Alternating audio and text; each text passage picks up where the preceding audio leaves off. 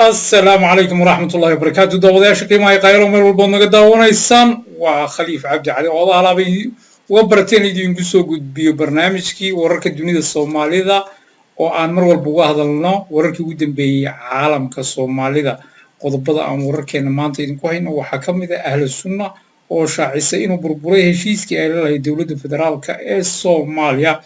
قد كلاهينا وحاوي وفدي هجامني قدومية هجان كبابلكي arrimaha gudaha halgamay maxamed cabdi yaasiin dhiirane oo booqasho ku kala bixinaya deegaano badan oo ka mid ah dhulka Soomaaliyeed ee Itoobiya gumaysato ama ogaadeenaya Soomaali galbeed waxa kale oo idinku haynaa waraysi ay la yeelatay jariirada ka soo baxday Addis Ababa ee la yiraahdo standard oo waraysatay xogayaha jabhadda ONLF halgamay maadi Cabdiraxmaan Sheekh Mahdi maadi qodobadan ayaan maaragtay ku la fugurayna barnaamijkeena waxa kale oo aan ku soo qaadan doonaa shil baabuur oo ka dhacay magaalada Qabri Daare ugu horeyn intaan warkeena barnaamijkeena maanta u guda gelin waxaan rabaa ugu horeyn inaan u tacsiyeeyo dhammaan saaxiibkay Mustafa Cagaweyne iyo walaashay Samsam oo aabayaashood ay aabahood iyo hooyadood u kala Mustafa Cagaweyne oo hooyadii ku dhimatay dhulka Ogaadeenaya iyo Samsam oo aabaheed ku dhintay Qabri Daare runtii waxaan Ilaahay ka baryayaa waalidiinta dhintay ee ka baxday labada muwaadin ee wadaniyiinta ee sharafta leh in maaragtay uu naxariista janno ka waraabiyo uu marti la jecel yahay Ilaahay agtiisa ka dhigo iyagana sabir iyo iimaan siiyo dhammaan shacabkii ehelkii ay ka baxeenna uu bedel khayr qabto Ilaahay ugu bedelo ayaan ka baryayaa marka labaad waxa kale oo rabaa inaan maaragtay iyadana aan maaragtay Ilaahay u bariyo shilka baabuur ee ka dhacay magaalada Qabri Daare maanta shilkaas oo ay maaragtay hal shakhsi inuu ku dhintay la sheegay afar kaleetana ay ku dhaawacmeen waxaan Ilaahay ka baryayaa afarta dhaawaca inuu maaragtay uu boogdhayo oo dhaqso u soo kabsadaan dhaawaca soo gaaray waxa kaleeto muwaadinka dhintay aan Ilaahay uga baryayaa inuu naxariistii janno ka waraabiyo ehelkii iyo qaraabadii uu ka baxayna inuu samir iyo iimaanka siiyo inta haddaan ka gudbo sad ogeydeen baryahan waxaa jiray in prime ministerka Soomaaliya Xasan Cali Khayre uu booqasho muddo dheer qaadatay uu ku marayay ismaamulka Galmudug isagoo xoogga saaray magaalada Dhowsamareeb oo degan yihiin jabhadda diinta sheegata ee ahli sunna oo runtii deegaanka gacanta ku haysay heshiisna ay wada gaareen heshiiskaas oo ay in dowladda federaalku ay ciidan deegaanka maamulo ay samayso oo maaragtay ay samayso heshiiskaas ayaa waxaad moodaa inuu burburay maanta ayaa waxay ku baaqeen ahlu sunna in heshiiska u dhexeeyay iyo dowladda federaalka uu khadka ka baxay khilaafna uu soo kala dhexgalay iyo madmadow odayaashii deegaanka dhuusamareeb iyo guriceel iyo ayaa shirar ku jira iyagoo isku dayay inay xal u helaan siyaasiyiin bulshada magac ku lehna waxay isku dayaan inaynan dhicin in heshiiskaas uu burburo shacabka galmudug ee deegaanka ku noola iyo dowladduna xiriirkooda uu hore usii socdo oo nidaam dowladnimo oo dhaba meesha la geeyo laakiin haddaan isku dayno caqabado yar oo waxaa jira mar walba madaxweynaha iyo prime minister ka haysta oo deegaan walba ka haysta maaha keliya galmudug wuxuu ka haystaa meel walba ay tagaan waxaad moodaa madaxweynaha iyo prime ministerka inay ajende iyagu iska jeexdeen ay marayaan ajendahaasoo runtii dan soomaaliyeed aan salka ku hayn laakiin aragti ay jeexdeen prime ministerka iyo madaxweynaha waxaad moogtaa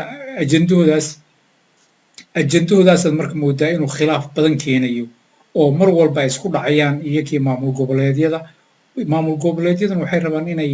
nidaam dimuqraadi iyo wadatashi iyo sababto dadku wax loo yeeriya cid aqbalaysa male soomaaliya ma aqbali doonto dowlad centraala oo madaxweynuhu wuxuu rabo iska go'aansado oo prime ministerku wuxuu rabo iska go'aansado khayri iyo farmaajona saad aragtaan waxay rabaan inay iyagu sida ay rabaan u dhaqmaan oo awoodoodii prime minister iyo madaxweyne inta ka tagaan sida central camal inay iyaga maaragtay u yeeriyaan ninay saaxiibkooda oo iyaga fariintooda qaata oo u dhegan nugul inay meel walba geystaan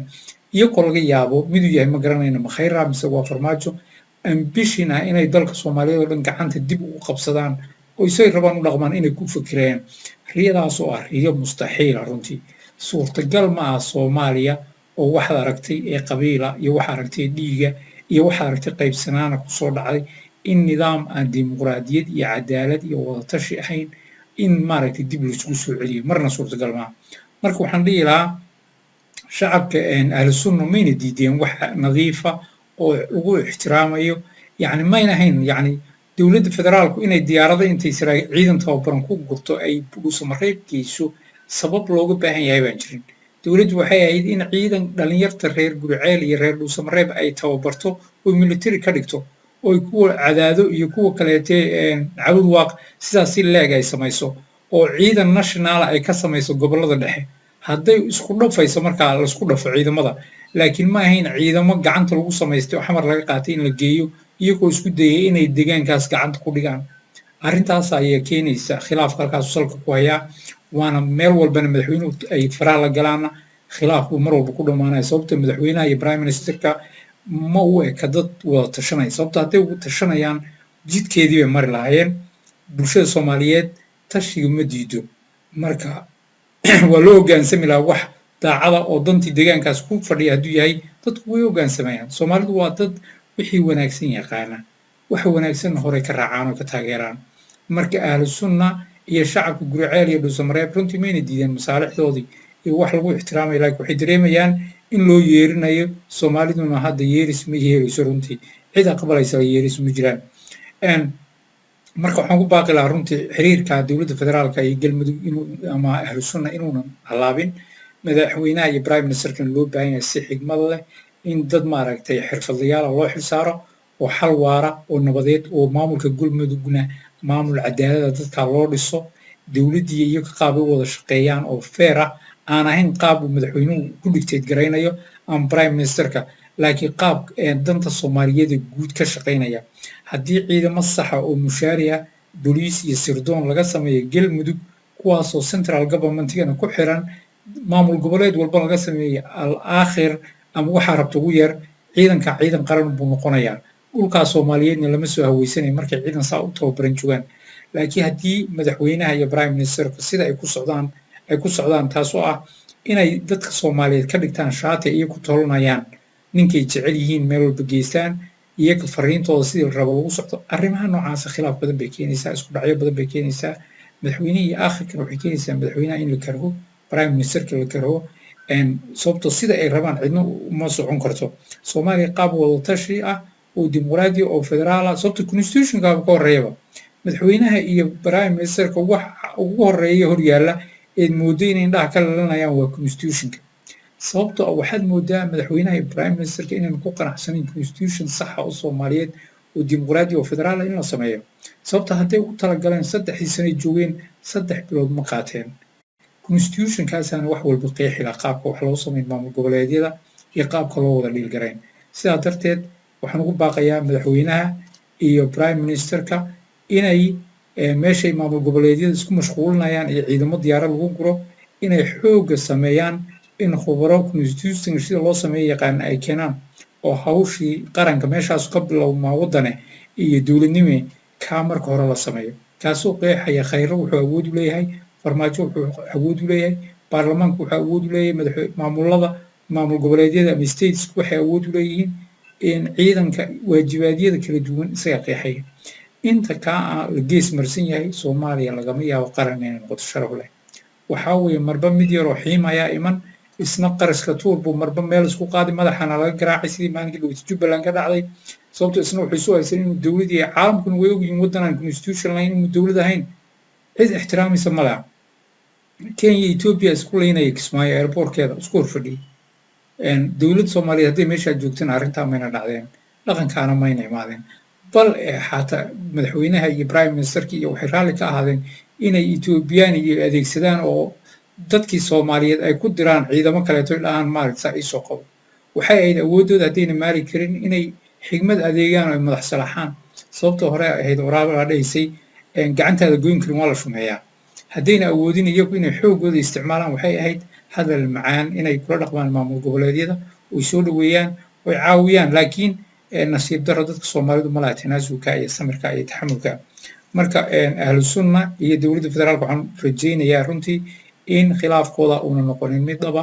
xal dhaqso la helo laakiin xalka uuna noqonin xal madaxweyne iyo prime minister siday rabaan la yeelo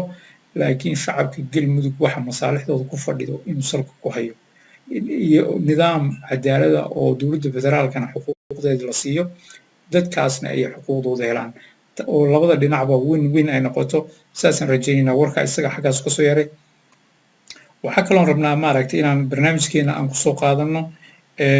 jariirada kasoo baxda caasimadda waddanka Ethiopia ee Addis Ababa ee la yiraahdo Addis Standard inay tahay aan filayo ayaa waraysi wax la yeelatay xogayaha guud ee jabhadda ONLF Cabdiraxmaan Sheekh Mahdi Maadey waraysigaasoo dhinacyo badan daabanayay oo taabanayay mowqifkii xornimada raadinta ee jabhadda ONLF ku jirtay doorashooyinka Ethiopia Jubbaland Axmed Sheekh Maxamed al-Islaan waxyaabo badan bay taawanaysay iyo dembiyadii maamulkii hore ee TPLF iyo Cabdi Maxamuud Cumar oo hadda dawladda Ethiopia oo xiran arrimahaas oo dhan taabanayay runtii xogayaha jabhadda ONLF ayaa dhammaan waraysigaas wuxuu soo baxay si xirfad leh oo aad iyo aad u sarreysay isagoo jawaabo aad u miisaaman siiyay isagoo sheegay shacabka Soomaaliyeed ee degaa Ethiopia gumaysto inay u dagaalamayaan xuquuqdooda halgankooduna uuna hadda bilaaban dembiyada laga galayana hadda inuu bilaaban dembiga shacabka laga galay inayna cabdilay ka bilaabin kuna dhammaaneen laakiin dembigan uu socday tan iyo maalinkii Ingiriisku wareejiyay dhulka intaasoo dembiilayaal intaasoo kun oo dembiilayaalna ay jiraan haddadan iyo dawladdii ugu dambeysay TPLF ee 27 sano jirtayna inuunan ahayn shacabka Soomaaliyeed wax dembi ka galay Cabdi Maxamuud Cumar kaliya dembiilayaal aad u badan oo qaarkood weli hadda joogaan oo dawlad deegaan ka mid yihiin oo dhiig gacmaha uga buuxaya jiro oo boqolaal qof dilay oo xasuuqay waxaa kaleeto jira saraakiishii Oromo iyo Amxaaro iyo Tigray ayaa jooga oo boqolaal ah haddadan waxaa jooga weeraan nus milyuun ama 1 milyan oo Soomaaliyeed oo dhulkoodii laga soo qaxiyay qolaji oo jigjiga dul degan kuwaasoo intii la jarjaray cadcad loo jaray ceel lagu guray dadkii dembiyadaas waxashnimada ee bini'aadamnimada ka soo jeeda ku kacay hal qof oo maxkamad la geeyay ma ay jirto marka xogayuhu wuxuu cadeeyay in wixaasoo dembiya shacabka Soomaaliyeed laga galay Cabdi Maxamuud Cumar kaliya inuu u arkayn arrin feera ee u baahan tahay cadaalad in miiska la wada saaro oo Ethiopia oo dhan qof walba dembi galay uu sharciga hor yimaado kana sareyn haddii yahay Tigray haddii yahay Amxaar haddii yahay Oromo oo loo sinnaado laakiin haddii dembiyadii kale oo dhan iyo dadkii waxan oo dhan Cabdi Maxamuud Cumar madaxweyne ma ahayn isaguna isma magacaabin waa la doortay kuwii doortay marka hadday iyakiiba joogaan oo iyakii amar hayeen aan loo qabanaynin ina hebel baa la qabtay kale inaan wax weyn macnaha ay sii samaynayn cadaalad dhabana aan la dhigi karin cadaaladna aan la wada helayn sababtoo qof walba dembiyadii ka dhacay dembiye aad u ballaaran bay ahaayeen kumanaan kun oo ciidan baa fuliyey dembiyada qaarkood cabdi maxamed cumar kama warqababa marka dadkaas lagu xadgudbay oo yaa dembiyadoodii mas-uuliyiintii qaadaya waxay ka mid ahayd hadaladii xogeeyaha qaarkiis waxa kaleeto xogeeyuhu ku nuunuusaday in cadaalad dhaba haddii la rabo in dhammaan mas-uuliyiintii dembiga kale oo dhan miiska lasoo wada saaro oo maxkamad la wada horkeeno oo sharciga loo sinaado qodobkaas oo ah wuxuu kaloo ka hadlay in shacabka soomaaliyeed dulumka lagu soo hayay muddo aad u dheer uuna ahayn min hadda iyo TPLF ka bilaabanaya keliya oo intaas oo sana ay kusoo jireen ayna u dagaalamayn mar walbana lagu qasbayey inuu qorigu qaato aynu isagu ahayn mid doortay inuu qori qaato oo uu dagaalamo laakiin mar walba lagu qasbayey kadib markii xuquuqdoodii la diido nabadna ay ku waayaan gurigoodii iyo degaankoodii aan joyce kale looga tegayn ilaa xabad inay qaata mooyaane xogeeyaha oo hadalkiisii sii wada ayaa wuxuu caddeeyey in jabhadda ONLF ay ka go'an tahay in xuquuqdii ay qoriga ku raadinaysay ay isku daydo inay qalinka ku raadiso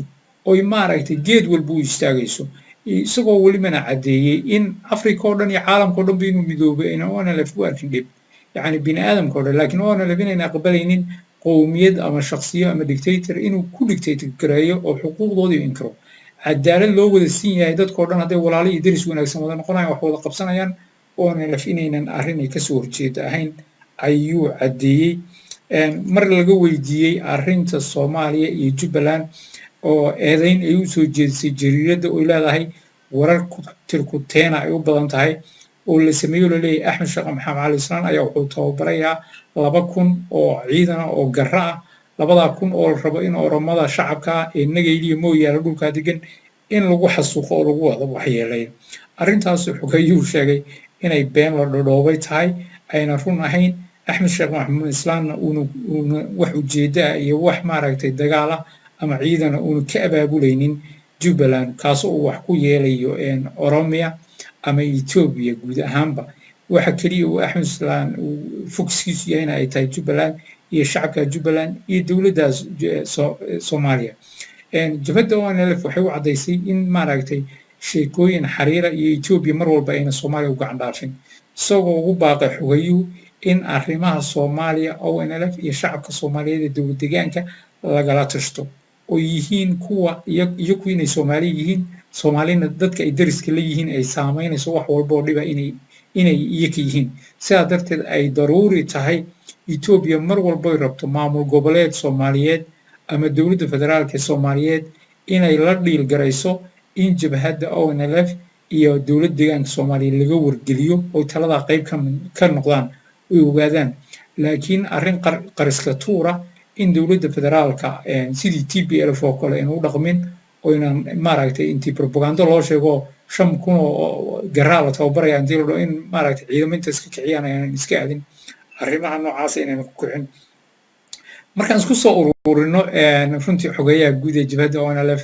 ayaa si aad iyo aad u sharaf badan maaragtay qadiyadda soomaaliyeedna u difaacay isla mar ahaantaas su-aalihii kala duwanaana uga jawaabay isagoo sheegay in doorashada soo socotay etoobiya in maaragtay si cadaalada ay u dhacdo oo maaragtay hal qof iyo hal cod ay noqoto isagoo sheegay jabhadda ONLF inay isu diyaarinayso in maaragtay ay doorashada ka qayb qaadato waxaa la weydiiyey magaca ONLF inay bedelayaan oo maaragtay magac kaleete sababta dadka qaarkoodba ONLF ama waa qabiil ama wax dhaha inay arrimahaas marka wuxuu sheegay xogeeyuhu magaca ONLF inuu yahay symbolic jabhadda ONLF uu yahay waa magac intaasoo qof ay usoo shahiiday dadka taageerayana ay ku taageerayaan muxuuhu u taagan yahay iyo dhibkii ay usoo mareen difaacidda sharafta iyo cirdiga ummadda soomaaliyeed sidaa darteedna ay maaragtay shacabku ay ka soo horjeedaan in magac kale la qaato iyagoo u arkaya magac kale haddii la qaato inay yihiin dad kale aynan marna u qaadanayn inay yihiin dad ONLF ah sababta ONLF doorashadii koowaad ee deegaanka soomaaliyeed ee etoobiya gumaysto ka dhacay ayay kaga qayb gashay magaca ONLF soomaali oo dhanna way ka mid ahayd magacaasi wada wadatay 83% ayay deegaankaas soomaaliyeedna ay waagaa ku guulaysatay xogeyaha guud ee jabhadda ONLF ayaa runtii wargeyska su-aalihiisii si fiican oo maaragtay u tusay isagoo ka hadlay munaasabadda 35 guurida jabhadda ONLF iyo sida caalamka oo dhan looga dabaaldegay ee loogu faraxsan yahay ee maaragtay ONLF ay u noqotay yacni ayquuna shacabka Soomaaliyeed oo dhan qulubtooda ku weyn oo u taagnayd difaacidda karaamada cirdiga iyo dhulka Soomaaliyeed waqti aan jirin qof Soomaaliyeed oo sharaf leh oo Soomaaliya oo dhan ku mashquulsanay daadinta dhiig Soomaali walaalkooda meesha ONLF ay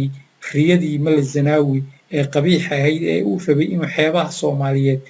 buudkiisa ku dhaqo ay beenisay oo derbi ka ahayd iyagoo ku qasabtay aakhirkiina TPLF inay afka ciida darsato riyadoodii iyagoon xaqiijisanin Soomaali oo saaxadii kusoo noqonaysa oo dowlad federaal ah dhisantay maamul goboleedyadii oo ciidan leh Soomaali maanta maaragtay sacbooley maaha sida waagii ay ahayd 95 96 ama 2000 ay u ahayd qabiilka aan waxba dowladda ahayn maaha maanta waa Soomaalida meelay wax ka bilowday leedahay hadday hesho hogaamiye fiican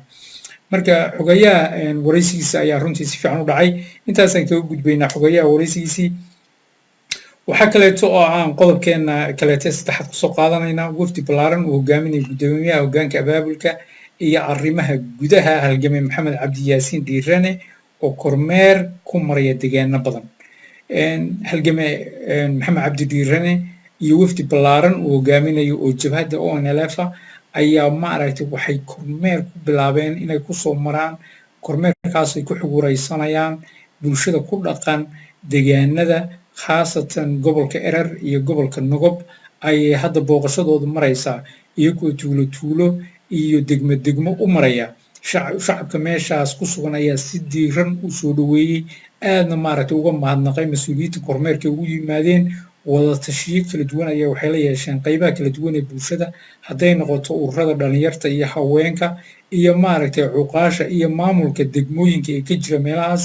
iyagoo uga xog warramay xaalka guud ee halgankii ay u galeen shacabkaas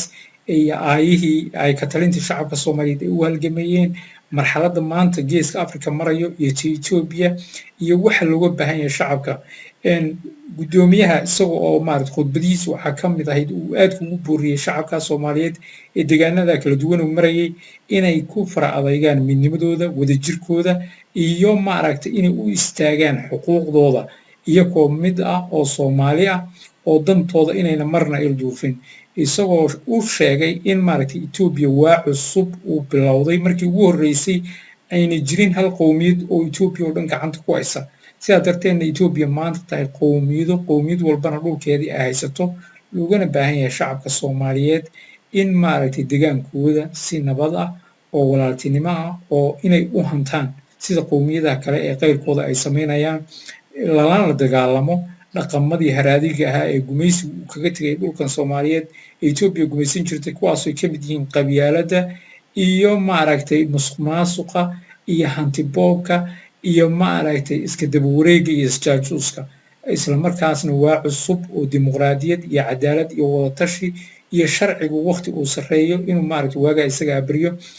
halgama dhiirane ayaa runtii booqashadiisii bartanka kaga sii jira iyadoo la filayo berri ama beri dambe midkood kusoo aadan yahay degmada Sagag isagoo maaragtay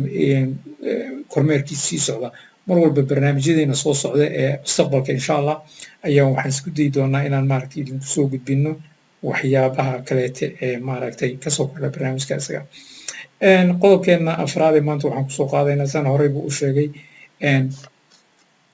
magaalada Qabri Dahare ayaa beryahan ugu dambeeyay waxaa ka dhacayay shilal aad u badan runtii shilal aad u badan baa Qabri Dahare ka dhacayay ood moodayso inay wax dheer tahay yani magaalooyinka kale magaalada Qabri Dahare intaasoo qof ayaa baabuur iyo bajaaj iyo baabuur ay dad badan ku laayeen dad badan ayaa waxay isweydiinayaan sababta ay ku dhacday arrinta ayada muwaadiniin ku sugan Qabri Dahare oo noo warramay waxay dhaheen baabuurtu sharci kuma shaqeeyaan maamulka gobolkuna wax sharci oo wadooyinka iyo maridda wadooyinka u dejiyay ma jiraan dad maaragtay baabuurta 80 xawaare isaga socdaan bajaajtuna sidaas la eg ciyaal yaryar baa iska wata bajaajtii oo iska wareegaya oo baabuurkan iyo xawaarihiisii waxaas oo dhan ka warqabin halkaas ayaa mar walba waxaa ka dhaca shilal maaragtay aad iyo aad u badan maanta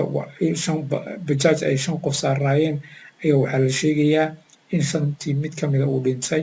afarna dhaawac aad u culus uu soo gaaray ilaahay waxaan ka baryaynaa afartaa dhaawac inuu bogoleeyo qofkaa dhintayna inuu jannadii firdawsi ayd ka waraabiyo runtii waa nasiib darro aad u weyn waxaan ugu baaqaynaa hay-adaha kala duwan ee u qaabilsan jidadka iyo gaadiidka inay xoog saaraan sababtaas muddadii koobnayd ee isbeddel ku dhacay ee bulshada qurbo joogtii dib u noqotay ee dadkii maaragtay si xooraa deegaankiina ugu dhaqdhaqaaqaan bilaabeen yacni shilalka keliya dadka ku dhintay ugu yaraan 100 ku dhowaad weeye 100kaasoo u badnaa dad dhalinyaro ah oo mustaqbal lahaa oo qaarkood jaamacado kasoo baxeen oo loo hanweynaa runtii arrintaasoo la baajin karay haddii maamulku xil iska saaro oo uu tallaabo ka qaado oo ciidan taraafika la sameeyo oo leysimada laga qaado dadka baabuurta u wada sida xad-dhaafka ah dadka maanduuriyaasha jaadka ama qaadka oo kaleeto cunaya iyagoo qaad cunaya baabuurta sida xawaaraha u wada ee bilaa ixtiraamka ah in leysimada laga qaado in maaragtay idaacadaha iyo tviyada laga waacigeliyo bulshada loona sheego baabuurta magaalada markuu baabuurku marayo xawaaro ku socon karo in la xadido oo xawaaro aad u hooseeya noqdo oo baabuur magaalo caruur iyo cid walba ay marayaan iyo dad waayeela inaan lagu wadi karin 40 wax ka badan inaan lagu wadi karin ama 30 oo welibana qofkaas uu yahay qof feejigan hadduu maandooriye isticmaalayana ay tahay runtii arrin aan loo baahnayn runtii aad iyo aad bay noo murugelinaysaa in maalin walba aad aragto dad masaakiina oo ay ku la-anaya shilal noocan oo kaleeta ah dowladdu waxaa loo baahan inay xil iska saarto mas-uuliyad iska saarto laga wacigeliyo dadka baabuurta wadana waxaa loo baahan yahay inay badbaadiyaan dad inay maaragtay si fudud ku dilaan ama ay maaragtay si fudud u derdersiiyaan arrinta iyada khatarteeda leh marar badan ayay soo noqotay runtii arrinta iyadana arrin aad murugo leh barnaamijkeeni maanta waa dunida soomaalida qodobada ugu muhiimsanaa aan kaga hadlaynay oo ahaa ahlu sunna oo dowladda federaalka ah heshiiskii ay la gashay inuu burburo sheegtay shilkaa ka dhacay qabri dahare iyo wafdigu hogaamiya guddoomiyaha baabulka iyo arrimaha gudaha ee halgamay maxamed diirane iyo waraysiga lala yeeshay cabdiraxmaan sheekh mahdi maadey ee jariirada adis sander inta ayuu ku egaa tan iyo barnaamijkan mid lamid intaan ku kulmayno waa khaliif cabdicali oo idin leh intaa iyo nabadgelyo assalaamu calaykum waraxmatullaahi wabarakaatuh